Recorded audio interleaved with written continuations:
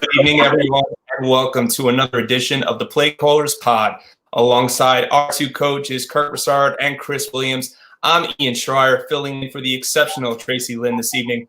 We can't thank you, our viewers, enough for making us a part of your Monday evening. And with that said, be sure to join the conversation. Drop in a comment, tag us on social media, and we'll be happy to get to it over the course of tonight's show. Gentlemen, happy holidays to you both. How are we doing? Coach Broussard, let's start with you. Doing great, Ian. Doing great, man. Welcome to the show. Glad to have you on. The holiday season is upon us.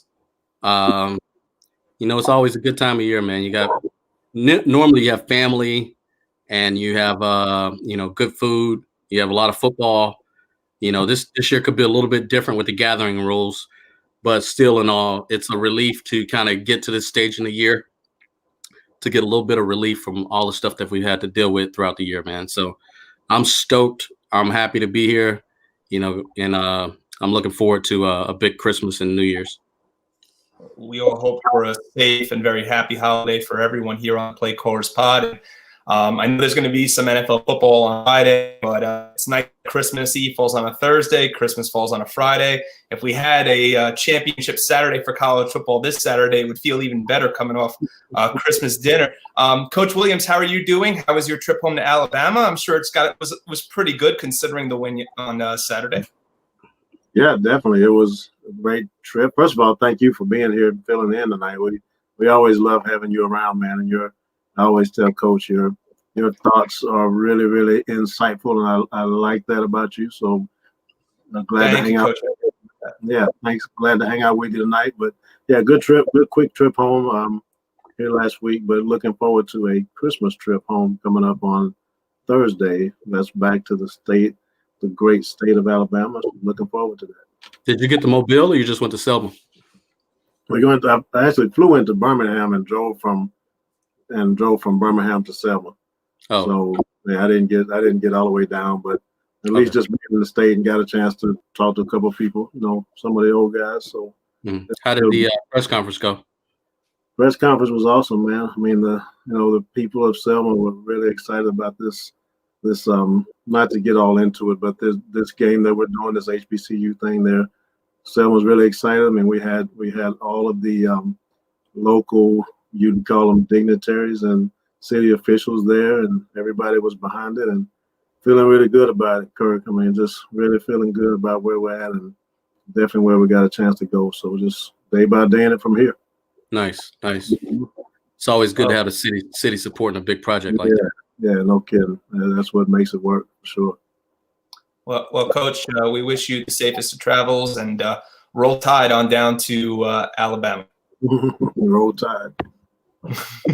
Well, that being said, gentlemen, let's not waste any more time. Let's dive into our first topic. The Sunday afternoon, just about an hour before the NFL kicked off, the final college football rankings came out, which have very much been a point of contention around college football fans across the nation these last 4 years.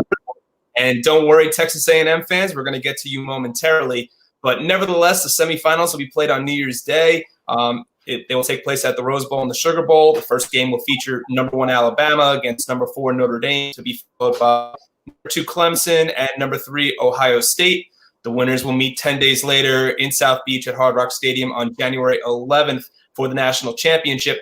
Coach Broussard, let's start with you as I had rattled off those 2 semifinals. Are we destined for another Alabama-Clemson championship? Does it just feel like it? It does feel like it, man, because, you look at Notre Dame, everybody kind of knows they can't stay on the field with Alabama.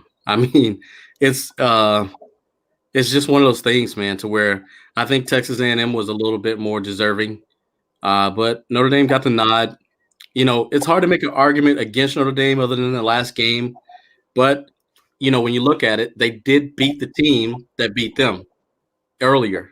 So, then you look at it and you say, well, it was without Trevor Lawrence, but, the backup QB, he played a great game. So, not to take anything away from Notre Dame, but Alabama's just a juggernaut, man. And they're destined to get another ring, man. It's really hard to go against that. So, it's looking like that collision course of Alabama and Clemson again, so. Coach Williams, I want to get your Bama opinion, but also want to know, do you feel, and Justin Fields on Saturday, for anyone that didn't watch the Big Ten Championship, he really had his worst game of the season, his worst game of 2020. Do you feel that maybe Ohio State can get there, or even could Notre Dame even contend with Bama? Let me get your thoughts on the semifinals on New Year's Day. I would definitely say that I'd say Ohio State could do it before I'd say Notre Dame could do it. So, I feel bad for Notre Dame because just if you remember back when that was it AJ McCarron group and they played the Notre Dame and they just absolutely blew away. And I kind of feel like Notre Dame is heading down that path here again. I mean, you're going to get into a situation where where people aren't going to be believing anymore. I mean, and I think we all may be there now. I mean that and especially coming off the pummeling that they took, in the last game. So it's just tough. But Ohio State's got some firepower. Ohio State's got some things that will be very much comparable to Florida. And they catch some things. Alabama's defense, honestly, just isn't that great. So, if Ohio State was to somehow get past Clemson, I could see that being a good ball game. Well, coaches, I don't want to touch on Notre Dame for too long, but I do want to ask this. They had such a successful year, and even though Trevor Lawrence didn't start in the triple or 4 overtime game in the regular season, Notre Dame just looked like they just didn't belong on the same field with Clemson on Saturday. Do we feel, even though they might not be able to contend with Alabama, do we feel that was a fluke, or was this just waiting to happen for Notre Dame? With the pressure, I mean, it was said before the game that if they didn't perform well in this game, that they could potentially be squeezed out of the playoffs. So they knew what was on the line, and they still came in and laid an egg. And I just think it's a case of them being overly matched by Clemson. I mean, Clemson has recruited well. They've recruited top 3 talent for the past 10 years, and it's tough to contend with that. Notre Dame they've had some top 10 classes, and recently they've had some top 5 classes as well. But I mean, Clemson is just a whole different animal. I mean, they're an SEC caliber team, And then when you look back on Notre Dame's resume, yeah, they were undefeated, but other than North Carolina, who did they beat? That's a top 25 win. But you look at teams like Alabama. How many top 10 wins have they had? They beat Texas A&M, Florida. They've beaten top 10 teams, and they play in the SEC. So I just don't think Notre Dame's resume is the strength of schedule is measurable with some of the other teams that could have been in the top 4. So it's just one of those things to where I think it just goes back to politics, and Notre Dame's a Catholic school. The Catholic nation is humongous. That contribution is humongous. That support is humongous. And I think they had a valid case to get in. And I think they got the nod because of the fan base that they carry with them. Gentlemen, let's give the Aggies fans here a second bend. I want to just throw it on to you guys where even though he's a basketball analyst, I was watching a college basketball game the other day, and Jay Billis had referred to the college football playoff this year now, based on how the rankings seem like they were going to turn out, as the college football invitational, meaning that maybe the right teams weren't going to fill out those Final Four. Texas A&M this year only had 1 loss this season, and that loss only came to Alabama. Coach Williams, I want to start with you. Were Jimbo Fisher and the Aggies robbed?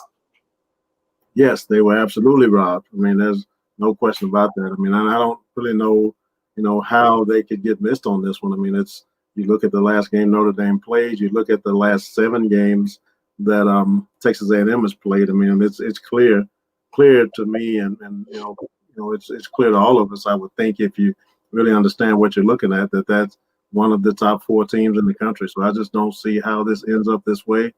It's tough, and sometimes we may be getting into a situation where we're a little bit SEC biased at this point, and so whatever that's worth. But I think that may be what we're up against. But yeah, broad for sure. I mean, it's just a clear fact. Even if you want to leave Notre Dame out, I mean, let's say no. Even if you want to include Notre Dame, you got to give Texas A&M the nod over Ohio State. Mm-hmm. They didn't even play a full schedule. if you go back, I think somebody put a post up that said it was like 5 or 6 different teams, including Florida and some other teams, that if they played a 6-game schedule, they would be undefeated, just like Ohio State. So there's just absolutely, honestly, I would squeeze Ohio State out before Notre Dame. Ohio, I would put Texas A&M in. You could leave Notre Dame in, and we would put Texas A&M in over Ohio State. Okay. So in your thought, in a big order, an Alabama, Clemson, A&M, Notre Dame, or Notre Dame, A&M flipped? You would go Alabama 1, Clemson 2, Notre Dame 3, and A&M 4. Okay, so the semifinals would stick with Bama and A&M from the SEC, and Clemson and Notre Dame from the ACC. So Kirk, that begs the question then: is it time to finally start discussing that 18 player that fans have been waiting for or trying to bring to the table these last couple of years? We're so far past that, man. They should have revamped this system years ago and had it at 18, because once you get out to 8 teams included, it's a lot easier to include teams that are worthy, and it's a lot easier to exclude teams that are not worthy. Because most likely, if you're not in that 8 team, then you're most likely a 3-loss team or a 2-loss team with a weak schedule.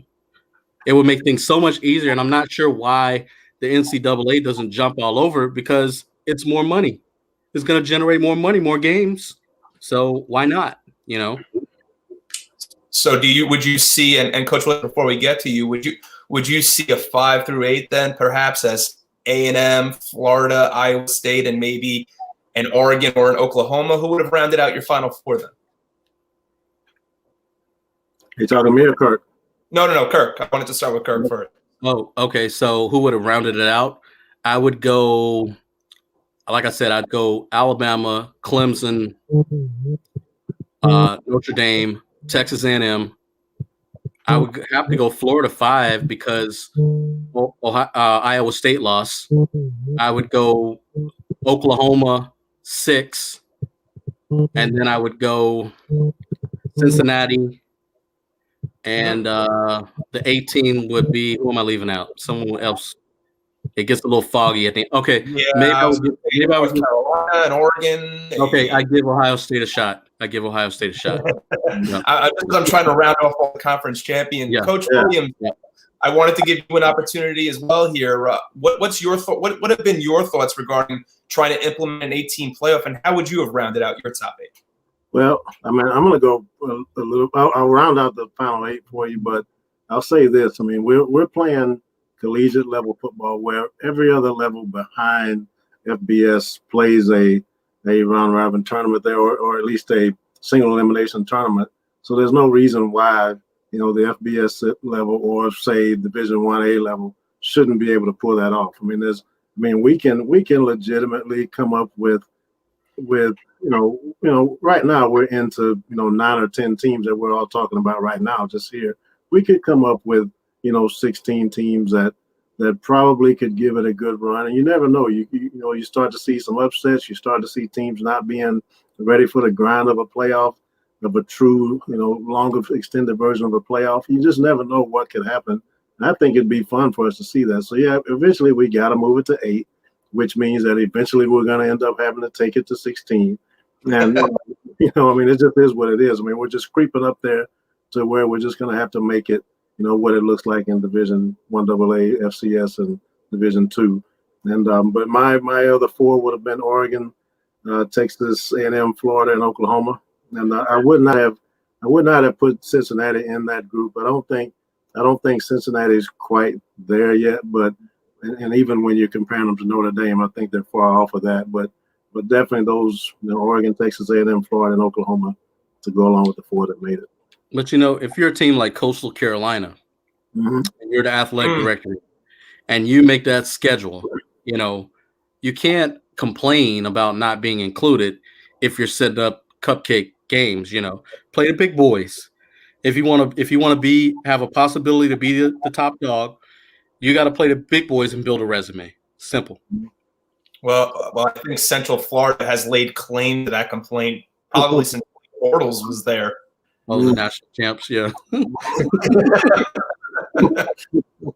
It's funny how we're mentioning some of these teams that would round out our 8 for the college football playoff if it ever were to extend to 8. So let's continue with the New Year's 6. And I want to play a little rapid fire here with you guys with the remainder of the New Year's 6 bowl games and get your thoughts on who you feel are going to come out of these bowl games. Let's start with Coach Broussard's Gators. So let's start with the Cotton Bowl, the Sooners and the Gators, Oklahoma and Florida. Oklahoma just won the Big 12 on Saturday after their 27-21 win over Iowa State. The Sooners are hot. They've won 7 in a row. We know the Gators struggles defensively, but we also know what Kyle Trask can do on the field. Coach Broussard, let's start with you. Can the Gators slow down Lincoln Riley's offense, and at the same time, can Kyle Trask keep it up? Well, Trask just announced that he will be playing in that game, so that's good news. I think it's really we're gonna see what key players opt out of that game and what key players actually play in that game. So, but if everything's full go with most of the key players, Florida struggles on defense. They struggle to get stops. I think things are going to be a little bit different this time because they have more time to prepare. I think Spencer Rattler is still young in the game. He did get on track and make some plays and show some consistency throughout the year. But I think Kyle Pitts is out, so that hurts as well. But I think everybody else is pretty much so far going to play. So I think Florida's still going to be clicking on offense. It's going to be a high-scoring game. It should be. We would expect it to be. But I think I would give Florida 10 points on the W on that game. Wow. A little biased, Coach, or no? What's that? I was talking to Kirk. A little biased with your Florida love, or is that a favorable number? No, I can't be biased on that one. I gotta be neutral on that one. But it's just I think Florida's a better team. I mean, you saw what they did against Alabama, and Oklahoma's nowhere near Alabama. So sure.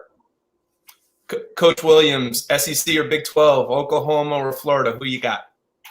Man, I'm gonna pick on Coach Broussard a little bit because I kind of had some mercy. I didn't want to pick on him last week because we all knew what was happening. So anyway, but I'm gonna say Florida is not gonna be. They've already kind of gone through this. Hey, we've still got a chance. Then they've gone through. Hey, we can still win the SEC championship and ruffle some feathers. But all that's past them now, and I think guys are gonna start thinking past where they are. I don't think they're going to come as motivated for Oklahoma as we might think they would. And I think Spencer Rattler is going to be a kid that's going to say, hey, this is my chance to put a stamp on, hey, I am the future of this deal.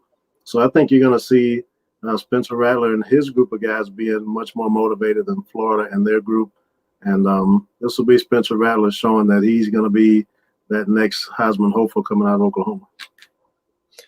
Coach Williams, you had mentioned only a moment ago how you thought Cincinnati wasn't there yet, so they're finally going to get their taste of a Power 5, top 25 team in the University of Georgia, a fellow SEC team as well in the Peach Bowl. So I know you weren't giving the American Athletic Conference a lot of love. Cincinnati did go undefeated after all, but is this the time that they can finally prove to the nation that they deserve to be there? Can they beat Georgia, or is Georgia going to run away with it? They can't. I don't think they can beat Georgia. I do think it's an opportunity for them to prove themselves. There's no question about that. But physically, it's kind of, it's almost like Notre Dame when it comes to just a tick off when it comes to physical ability on the roster. So you're not going to, when Georgia really ramps it up and cranks it up, you're going to see a big difference in the way the line of scrimmage plays. You're going to see a difference in the speed on the outside. So I'm not saying it'll be a blowout, but it'll be a convincing win for Georgia for sure. Do you have the same opinion there, Kirk? I think Georgia had big goals at the beginning of the year to be in the SEC championship game and be in the Final Four. So similar to Florida, they could be suffering from a mental lapse of what do we have to play for, and I think that's going to give Cincinnati a chance to make it a competitive game. Obviously, Georgia's far more talented, far more physical, way more 5 stars.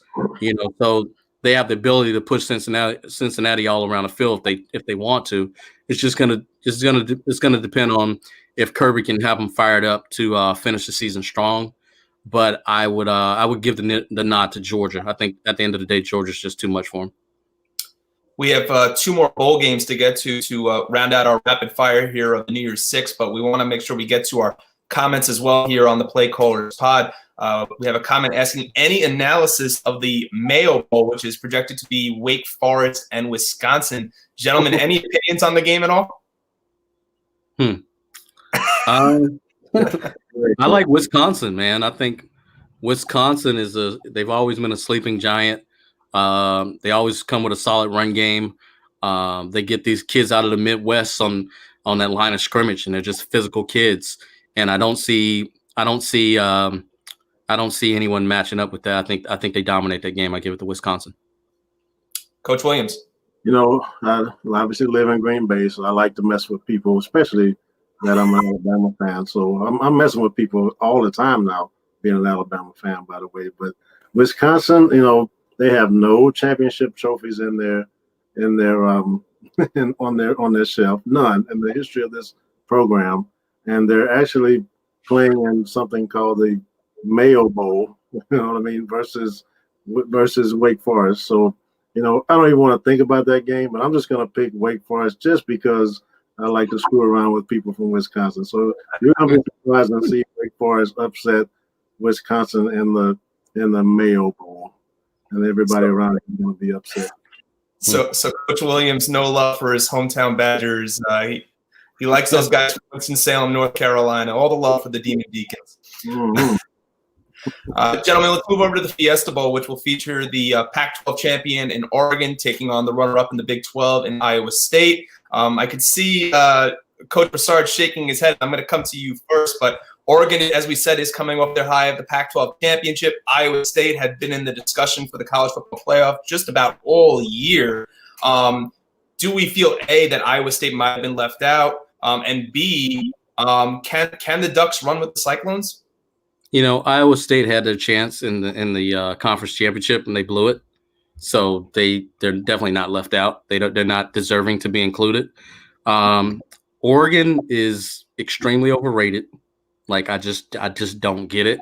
I really don't get how they're the Pac-12 champions. How many games did they play this year? Is that a championship? Is that a championship with an asterisk next to it, or what? They gave Cristobal a new deal. They were concerned that Auburn would steal him away, so they read him up, gave him a nice contract. I think Iowa State's going to come out motivated. I think they have a chip on their shoulder. I like what the coach is doing. I think he's a hot name in coaching. Somebody's going to grab him up pretty quick, and I think Iowa State pulls out the victory in that game. Coach Williams, you have the same opinion on Oregon as Coach Broussard? Pretty much so, yeah. And I'll just quickly say I'm pulling for Iowa State in this one. So because I'm pulling for them, then I'll pick them as the winner of this one. Gentlemen, let's round out the New Year's Six here with the Orange Bowl. And Coach Broussard used a word just a second ago that I want to bring up here, and that word is motivation, because one of the teams in this game is Texas A&M, Jimbo Fisher's Aggies, who were left out of the college football playoff, taking on Mac Brown's North Carolina Tar Heels. Guys, is the motivation there so much that he's just going to take out everything, that this Aggies team is just going to take everything out on UNC? Coach? You want me to go? Okay. I'll go so you can finish up, because you have watched North Carolina much more than I have, but I'm going to go with Mac Brown on this one in North Carolina. I think he's done an awesome job with what he's got to work with, there at North Carolina. So I think Texas A&M is going to come to play, but I do believe that that ground game of North Carolina. I mean those two kids are really two of the best in the nation. I'm going to pick North Carolina to win that. Coach Broussard. Yeah, I'm going to go North Carolina as well. I feel like North Carolina is a program that's on the rise. Mac Brown understands what it takes to build a program. He's surrounded himself with young, hungry recruiters. They're trending up in recruiting like they never have ever. Mac Brown, being from that Texas background, he understands what it takes to win in recruiting, and we all know what that takes. So I just feel like Texas A&M is going to come out unmotivated. I think they're going to have some players probably opt out because they didn't get the big prize that they thought they'd get, and I think North Carolina is going to come out hungry, fired up, and they're going to pull out the victory. We discussed who perhaps the best teams in college football are as we head into bowl season. Let's now start discussing who the best player overall we feel is in college football, as the Heisman Trophy will be presented after the new year virtually on January 5th. And the favorites right now, at least according to the Vegas book, the odds are littered right now with players from Coach Williams' favorite team. That would be the Alabama Crimson Tide. And 3 of the 4 odds-on favorites are from Alabama. Devontae Smith, right now the projected number 1 wide receiver in the NFL draft, is the odds-on favorite to win the Heisman, followed by, in this order, Mac Jones, the quarterback from Alabama, Trevor Lawrence, the quarterback from the aforementioned Clemson, and Najee Harris, the running back from Alabama. So 3 of the 4 names from Alabama. Coach Williams, I want to start with you here as a result of that. Is it Devontae Smith's Heisman to lose, or should we be looking elsewhere? It should be his to lose, but it's become such a quarterback's award. And I would say if you're picking the best player in the country right now, after we've played all the games all the way through the SEC championship, this kid Smith is clearly, in my mind, the best player in the country. But I do think that it's a quarterback's award when it comes to how the media may vote. So I wouldn't be surprised if we watch Mac Jones walk away with that. But I will say this: those 3 kids, Jones, Smith, and Harris, to me, even though I'm a homer for Alabama, but even if I stepped away from that, I would be able to. I'd have to give it up at this point that those 3 kids should be our top 3 choices for the award. Coach Broussard, as we heard, Coach Williams mentioned that the Heisman has become such a quarterback's award. Do you feel it should go to Devontae Smith? And if not, if it does go to a quarterback, does it belong in the hands of a Mac Jones, a Trevor Lawrence, or even a Kyle Trask? I think the Heisman voters recognize that it's became a quarterback's award, and I think they may be trying to get away from that so much and go to the best player. So maybe they come in and try to prove a point, and they give it to Devontae Smith, which I can't say he's not deserving. But, with quarterback being the most important position on the field, a lot of people view it in that type of point of view that, that's why quarterbacks have gotten a nod on the award recently. But, unfortunately, it seems like it's became an award where you have to be on an undefeated team or you have to be on a college football playoff team to actually be a front runner for the award, which is unfortunate because the award should go to the best player in college football. And if you look at the numbers, that's Kyle Trask. Kyle Trask has set records. And you have other quarterbacks that have set records that did not achieve, undefeated seasons or one-loss seasons that have won the award in the past. But it's just evolved, and I don't really like the direction it's headed in. I do not think Mac Jones is deserving of the award. I think it should be Devontae Smith or Kyle Trask. Do either, because we always see that there always tends to be some omits when it comes to any voting process, that perhaps maybe a name that should be at least in the discussion is getting snubbed. Do you feel that the right names, for both of you, do you feel that the right names are in this discussion, or maybe is there a name or 2 that's missing out of it? I've heard Zach Wilson. I've heard that name. But I mean, when you look at the level of competition that he's played, and you actually go back and look at the tape on him, man, his completion percentage is inflated because he throws a lot of short passes. He's thrown some stuff down the field, but it's been against really weak competition. So I don't think his name is deserving. But to think of a name that has been left out that needs to get more publicity, I mean, after what Najee Harris did in the championship game, I mean, how can you not have that guy in the top 3? But again, has become a quarterback's award because that's the most valuable position on the field. It's the hardest position to play. But I do not get how Trevor Lawrence's name has surfaced in this conversation all of a sudden with the time that he missed. I just don't get why his name is circulating as hotly trending as it is. So, I mean, when you go back and look at the body of work over the course of the entire season, Trask has broken records since day one. So I just feel like it's out of Devontae Smith and Kyle Trask.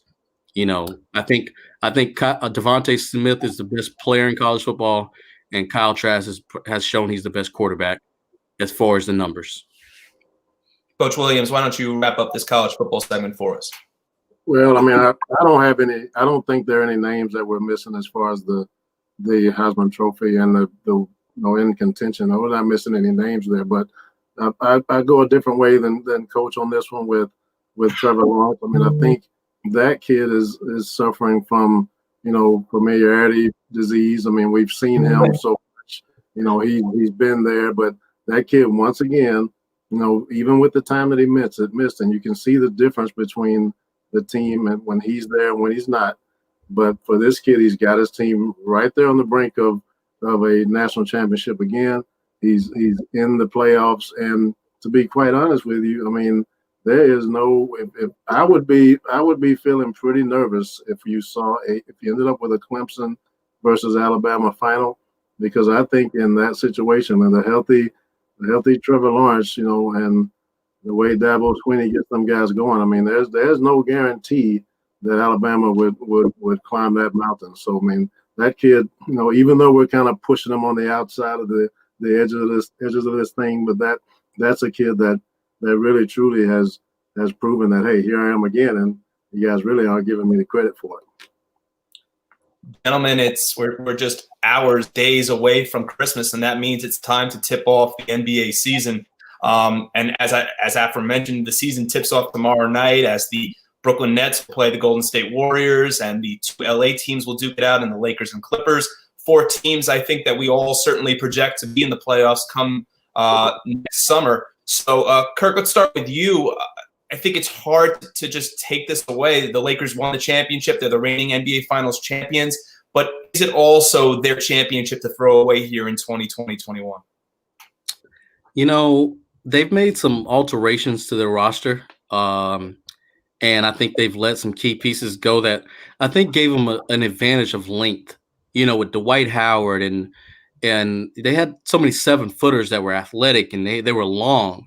And now they replace him with Montrezl Harrell, who's not as long. I think that length really caused a lot of matchup problems with the Lakers. When they went big, it was a problem, And so I think we could see some effects of changing that up. Obviously, they're going to be in the hunt. I'm really anxious to see how Golden State looks, though. I really want to see how they look and if they can get back to the level where they were at. I wouldn't just hand it to the Lakers right now. Miami's making some noise. Miami left last year's bubble with a chip on their shoulder. They really felt like they should have shown a better performance and been more competitive in that series. And I just can't hand it to the Lakers right now. I mean, obviously, LeBron with his experience, his championship pedigree, and then bringing back AD, it's gonna be a really tough team to stop, man. But I just think the rest of the NBA is starting to really catch up with LeBron, and I think we're gonna have some surprises. And I'm really anxious to see what Brooklyn does and how Brooklyn looks. They built a little mini dream team there. If Kyrie and KD can get along, and I mean, they should be mature enough to play well together and drop the egos and win some ball games. So it's really gonna be one of the most watched NBA seasons in a long time. And I think Portland's gonna really make some noise because I think Damian Lillard, man, I think he's just super frustrated with being on the outside looking in. And I think Portland's made some moves and made some additions to their team as well to improve. And I think you're going to see a new if the Trailblazers stay healthy, I think they're going to be a difficult team to stop as well coming out of the West. The West is loaded. So yeah, I don't think they're a team that's going to get there, but a team that I think is very interesting. Talking about coming out of the bubble with a chip on their shoulder is also Phoenix. But I want to come back to what you had said first, Kirk, about Golden State. They're not. Granted, Steph Curry is back, but they're not going to have Klay Thompson again for a second straight year. Are you putting a lot of stake in the fact that they're expecting James Wiseman now, their draft pick from this past year, to have a big role for them? I would expect them to have a big role for him. I mean, they drafted him so high. The guy has immense talent. I mean, you're right. It's going to be a pivotal. Deciding factor on how fast he develops and how fast he's ready to contribute. Because if he can come in and live up to the height, Golden State's going to be a problem. Golden State will be a problem. They've drafted well, replacing the element that Klay brought to the table. That's going to be interesting to see if they can make up that slack. Steph will have to have like a MVP caliber year to have them in that conversation. Steph is going to have to play lights out ball all season. So it's going to be interesting. Coach Williams, a couple of teams that I also wanted, Coach Broussard had checked a couple of boxes of teams I also wanted to ask about. But again, speaking about teams with a chip on their shoulder, could even a team that we saw last year that was such a predominant Eastern Conference favorite, like even Giannis and the Bucks, even challenge the Lakers, or should we say a team in the East like a Miami that's on the up? That's where I was going to go, was with Milwaukee. I think now that Giannis has gotten paid, and I like to mess with Wisconsin people, but I also like to give props when props are due. But this team, I think, is ready. I mean, they made some changes. I think mentally you've got a superstar in a place now where he's gotten paid and he's made this commitment to being, here. I think you'll see a different sort of approach out of him. I think the additions that the team made are going to be good for him. So if I'm picking a dark horse right now, which really isn't a dark horse, but it would be off of the normal picks of champion. I'd go with Giannis and the Bucks making their move this year. Giannis is going to have to show some improvement. Giannis is going to have to show some new dimensions of his game. And they paid him a lot of money for a guy that choked in the playoff. I mean, didn't produce in the playoff what they needed. That W. That's a lot of money. So his game from the outside needs to evolve and be more consistent.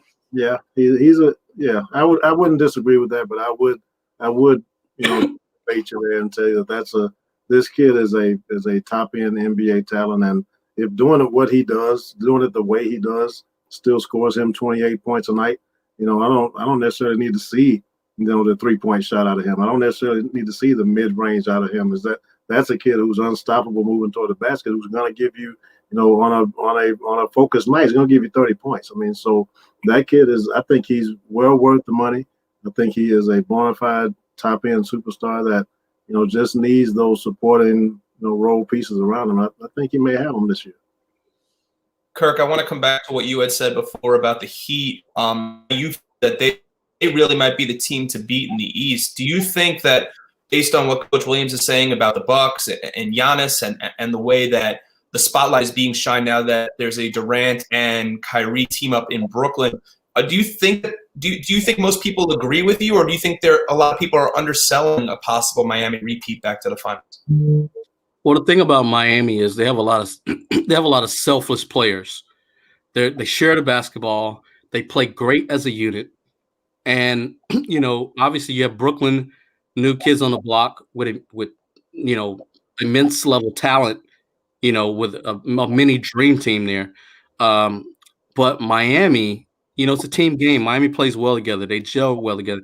And one thing that Miami has that I love is Jimmy Butler has a dog mentality.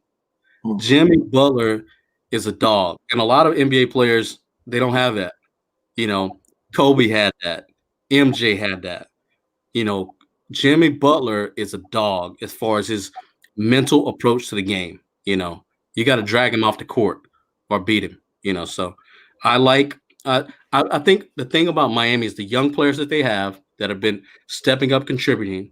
Those players have to become more consistent. Tyler Hero, he has to become more consistent, a more consistent contributor. He has to make that jump to being an all-star level player.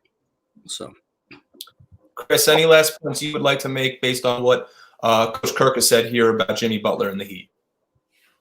No, I got much respect for Jimmy Butler. So and for the emphasis that Coach put on, that guy being a tough guy. You can't argue that. So I could see him, getting where he was before last year. I could see it. So definitely, we got some things we got to watch for sure.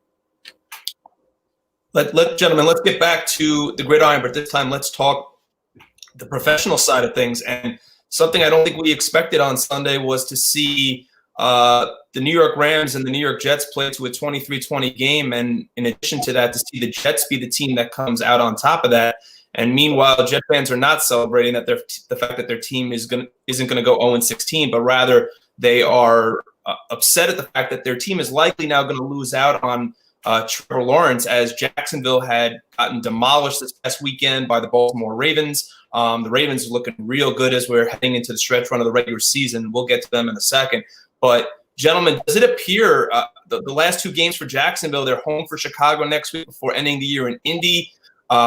The Jets don't have easy games either left. They've got a game at home next week against the Browns. We know the high that the Browns are on right now. And even though that the New England Patriots are out of the playoff picture, if the Jets have an opportunity to potentially win that number one pick, Bill Belichick has a chance to really stick it to the Jets in 17. So based on those remaining schedules and what you've seen up until this point, does it appear that Trevor Lawrence is likely heading to Jacksonville? I mean, it appears that way, man. But you know what? If it looks like the Jets were tanking the season, they would have gotten criticized. If they win this game, now their fans are still criticizing. You can't make them happy. So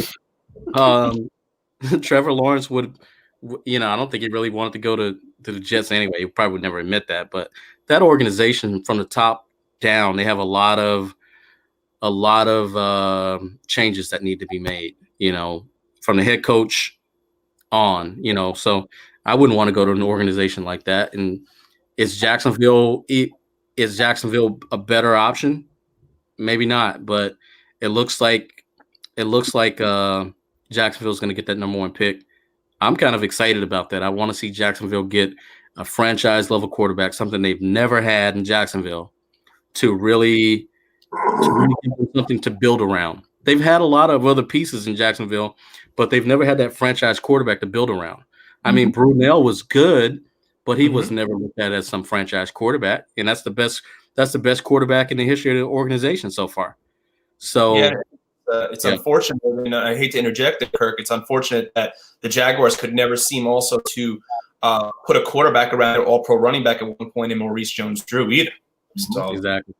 Exactly. They've always had Pro Bowl pieces, but they've never had that blue chip, that lights out, that perennial Pro Bowl quarterback, and that's what Trevor Lawrence could offer them. And it looks like they're headed in that direction. So you hate to tank the season, but you want to. He's a difference maker. He potentially could be a difference maker, and he's right there, within your grasp. So you need to make that happen. So Coach Williams, if the Jets do happen to lose out on Trevor Lawrence, let's put you right now in Joe Douglas's seat come draft night in April. Do they take a Justin Fields, or do they settle in for one more year with a Sam Darnold, and from there draft a Penei Sewell out of Oregon to really fortify both sides of that offensive line? There's no option in my mind that says let's do Sam Darnold again. There's nothing that makes me do that. So for me, I'd say, you gotta dig in. You don't let Justin Fields pass you by. I think that's a good spot for him to land. I think he's the personality and the true talent that probably could stick his feet in New York and make something happen. But yeah, you definitely don't go back to this. Darnold thing was a joke from the beginning. But I would go. I'll go back to this Jacksonville thing. But if there's any place, if I'm choosing between the Jets and I'm choosing between Jacksonville, if there's any place that I could really see, Trevor Lawrence mania kind of catch on, I could see that catching on in Jacksonville. I mean, that kid goes in there, and that town has shown itself to be supportive of its stars. They've had Fred Taylor, they've had Maurice Jones-Drew, they've had the Smith guy and McCardle, and wide receiver. So that I could see Trevor Lawrence getting in that community and getting that thing behind them and putting some pressure on Jacksonville to make sure he gets the pieces. But I'm actually excited that may be where that kid ends up. So I guess Gardner Minshew didn't do it for you then. Well, I mean, that's kind of the reason why I'm thinking that Trevor Lawrence mania would catch on. If Minshew mania catches on, there's no reason why Trevor Lawrence mania wouldn't catch on. So I think that didn't do it for me for sure. Yeah. So speaking of that, let's transition now from the draft to the playoff picture. And I really want to focus, just because the NFC appears to be so wide open, maybe aside from the Williams Green Bay Packers, but I really want to talk AFC playoff picture because this past Sunday we saw a great game between the Kansas City Chiefs and the New Orleans Saints at the Superdome. It's hard to say that coming off a punctured lung and broken ribs, and we're talking about severed organs possibly, that we're talking about Drew Brees looking like a shell of himself, or whether he could really come back to play 100%. The Chiefs pulled it out by 3 points, but my concern right here for you gentlemen right now is I don't want to talk about the 12-1 Chiefs. I want to talk about what do we see going forward for the New Orleans Saints. Brees has to be a concern, right? In my opinion, he is. I mean, you're right. He looked like a shell of himself. Maybe he's just knocking off rust. I don't know. I've noticed over the past 2 seasons, Drew Brees does not make all the throws as soundly as he used to make. I think his arm strength is kind of hitting a wall to where he's losing some arm strength. He can't throw every throw in the playbook the way he used to throw it. So it could be him just knocking off some of the rust. He's going to get back in his groove and lead them into the playoffs and have a strong run. I think it's make or break in New Orleans this year. I think if they get into the playoff and they have another disappointment, you're going to see them draft a quarterback, and you're going to see them start grooming Drew Brees' replacement. And if Sean Payton thinks that Taysom Hill is the answer for the future, then he's delusional, because they need to draft a quarterback and start grooming. Whether that's Kyle Trask that they can get at the end of the first round, I think it'd be great to bring in a Kyle Trask, have him sit behind Drew for another year, groom him into the system, teach him the system, continue to hone in his mechanics, and have him be the guy that can take over for you after a year. Chris, your thoughts? Well, looking at New Orleans, I would say something doesn't look right with, just Brees and his, just his, I'd say his demeanor. Something looks off there. It doesn't look quite as confident, and even on the sideline, his head's buried into the computer there. I mean, it's just something. Maybe he's feeling something with the injury. I don't know, man, but I'd definitely be worried about that. But I agree with Kurt. This is going to be their last shot at really making a run with Drew Brees. So hopefully, whatever that funk is he's in, he'll come out of that. But for surely, when you're looking at it, something looks weird, and so we'll just have to wait and see. So, gentlemen, with the Chiefs improving to 13-1, it almost seems like, and there's no guarantees, but it almost seems like a foregone conclusion that people are projecting the Chiefs to repeat as Super Bowl champions. Is that a fair judgment, or are we underselling the incredibly hot Buffalo Bills right now? I know the Packers nearly took one on Saturday night on the chin against Carolina. That was a closer game than I think most had anticipated. But are we underselling one of those teams, or are the Chiefs right where they need to be, and should we see them lifting the Lombardi Trophy come February? You want to take this one, Coach? Well, yeah, I'll just go quickly and say, they're playing so many games where they're having to rely on Patrick Mahomes doing this thing in the 2-minute drill to make sure that they get a win. So I think eventually that's going to catch up to them, and I really feel like they're going to end up in that situation, in a playoff situation, and they're not going to be able to pull that off in that situation. So for me, I think they're playing with fire here. I think that things are being cut way too close for them, although they have a great record. And I also think that Pittsburgh is, just going through their thing right now. But I still say Pittsburgh come out of that AFC. So Kirk, do you think, based on what Coach Williams is saying, that Pittsburgh can recover? Because it just feels like that they're in such a tailspin that it seems like it might be even the Chiefs or the Bills conference to lose at this point. Yeah, I think the Chiefs are just on a completely different level than everybody else. And it starts because they have an immense generational talent at the quarterback position.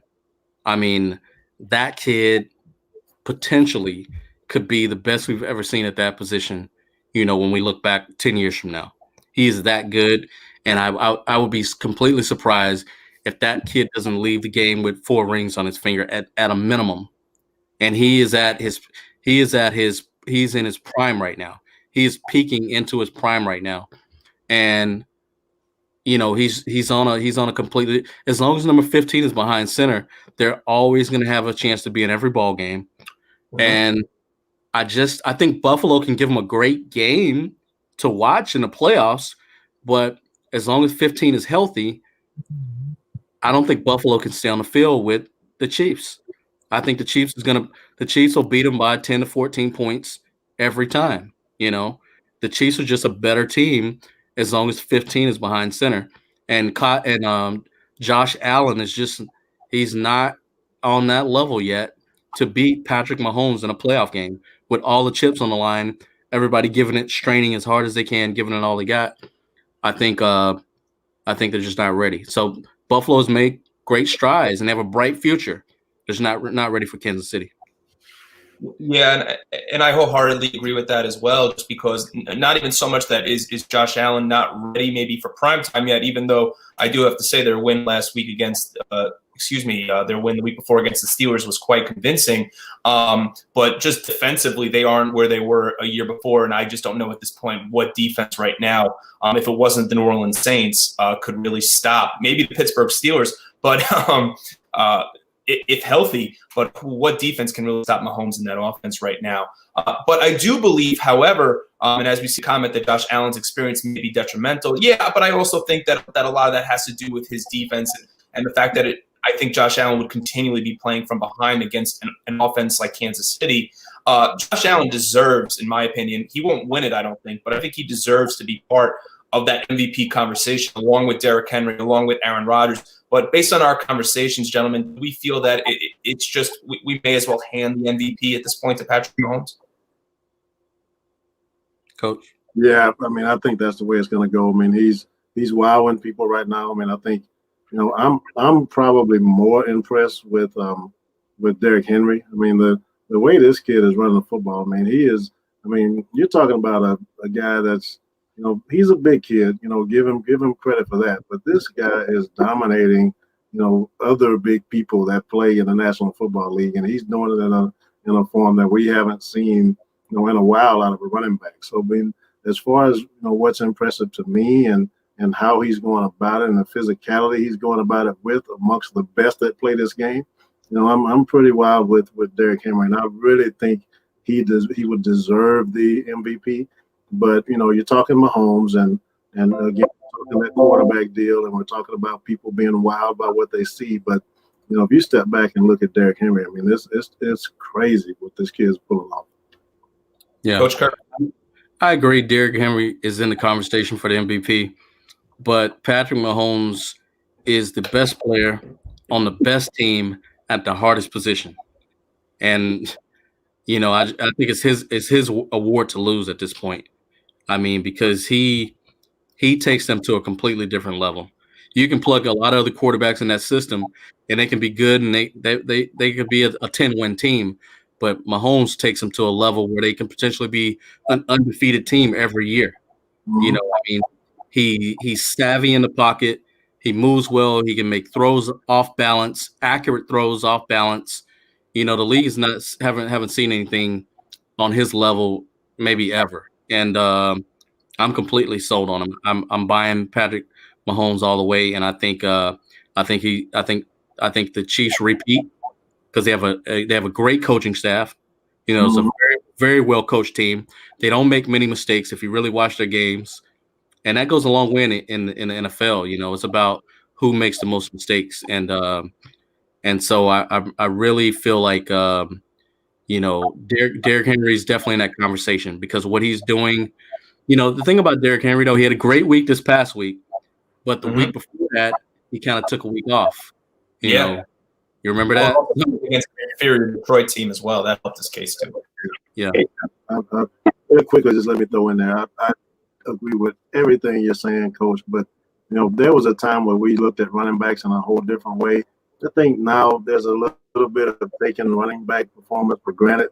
I mean, this guy is physically dominating NFL level football defenses. I mean, it is absolutely, in my mind, it's just as impressive as what Mahomes is doing now. Mahomes will be doing this for the next 15 years, but what you're seeing Derrick Henry do, I'm telling you, man, is who else? There's not another physical being, in the human race that could be doing what this kid is doing right now. Pretty dang impressive. Okay, I see Derrick Henry throwing around 185, 190-pound cornerbacks like ragdolls. But I don't see him running through linebackers like Bo Jackson used to do. Yep. Bo used to run through linebackers. I mean, it's all in perception, Coach. I mean, because if we put up the tape, yeah, Bo ran through Brian Bosworth, but did he really run through guys at the level that we're talking about? And Steve Atwater, the list goes on. Safety, but I'm just saying, if we really take a look at, what Derrick Henry's doing on film, you're going to see him doing more than running over 180-pound DBs. I mean, this guy's running; he's hitting that second level at a rate that we have not seen. I'm just telling you, watch the tape. Now, I get what you're saying. Don't get me wrong, but I wouldn't take credit for what that kid. It's not just DBs. Trust me. I'm waiting to see him step on a linebacker like that. I hadn't seen it yet. Gentlemen, let's. He runs out of bounds when it's a linebacker. He runs out of bounds. Bo didn't run out of bounds. Well, maybe Bo did, but Sweetness didn't run out of bounds. No, you're right. Yeah. You're right. Gentlemen, there's still one more game left as we cap off this evening's show. There is still one more game left in Week 15 that we want to get to, as the Kansas City Chiefs right now would just need at this point a week or a loss by the Steelers to lock up the number 1 seed in the AFC and have advantage throughout the AFC playoffs. The Steelers are a 2-touchdown favorite right now in Cincinnati and really can still afford to be jumped at this point, because if the Steelers lose, the Bills would then sneak up into that number 2 spot, and the loss would send the Steelers down to number 3. Pittsburgh a heavy favorite tonight. Expecting this pretty much of a game. I know last week when we discussed Browns Ravens, I know Kirk and I were on the page with thinking that the Ravens and Lamar would come out on top, and Tracy and Coach Williams had thought maybe Cleveland would come out on top. This week, I want to get on to the view. I think the Steelers come out tonight. Let's start with you. Who wins tonight's Monday Night Football? Steelers or Bengals? If the Steelers drop the ball in this game, I'd be surprised. I expect them to come out and perform like they've done all year. They've been one of the most consistent teams in the league. They understand that, but then again, this is the NFL, and the NFL Monday Night Football. Everybody's motivated. Everybody's watching. You never know what could happen. Cincinnati could shock the world. I do expect the Steelers to handle business. I think this is their time. I think they expect to, be in that Super Bowl hunt, and they understand that this is a big game, and they have to really have a good showing tonight, because they're competing with Kansas City, for that top dog in the conference. Coach Williams, do you agree with Coach Broussard? Do the Steelers overcome these injuries, overcome these hardships, and finally get a W on the board tonight? Yeah, I think they do. I think it's the right team to be playing it against. So, yeah, it's funny how it works, man. A team wins 11 games, then they lose 2, and people think the bottom's falling out. But it's a 16. If they wrap this thing up 13-3, that's a strong team going to the playoffs. Good. Is it possible to even see, for promotional purposes, do you even see perhaps the Bengals even covering the number one down at quarterback, or do you a 17 game? I'd bet on this one. If it was, I'd definitely put my money on this one for sure. So, the Bengals are in a tough spot right now for sure. Coach Broussard, your final thoughts? My final thoughts is, go Pittsburgh. I want to see Tomlin do well. I want to see them have a great performance tonight and put the league on alert that they're going to be a problem in the playoffs. Before we log off for the evening, I just got actually some news on my phone, and as a native New Yorker, Army West Point was scheduled to play in Shreveport in the Independence Bowl, which had subsequently been canceled by the COVID-19 outbreak, and they've actually now replaced Tennessee in the Liberty Bowl and will play West Virginia, I believe it is, on New Year's Eve. So I'm very excited to hear that the news has just been announced, and I wanted to bring you on the Play Callers Pod. Army will still get a chance to play for a bowl win instead of going home and not having the opportunity to play that one final game of the season that they just had. So nice. Liberty Bowl. That's Memphis. That's a good game. It is. Well, and that will just about wrap up the final installment, the latest installment, I should say, of the Play Callers Pod. First, to our coaches, Coach Broussard, Coach Williams, I want to wish you both first the happiest and safest of holidays and a very happy New Year. Merry Christmas. Thanks for filling in today, and shout out to Tracy. Get well soon. Yep, yes, and please do get well, Tracy. I hope to have you next week. And as the tag here says, happy holidays to everyone. One last time for our two coaches, Kirk Broussard and Chris Williams. I'm Ian Schreier, wishing everyone a very happy holidays and a pleasant evening. Good night, everybody. Thanks, fellas.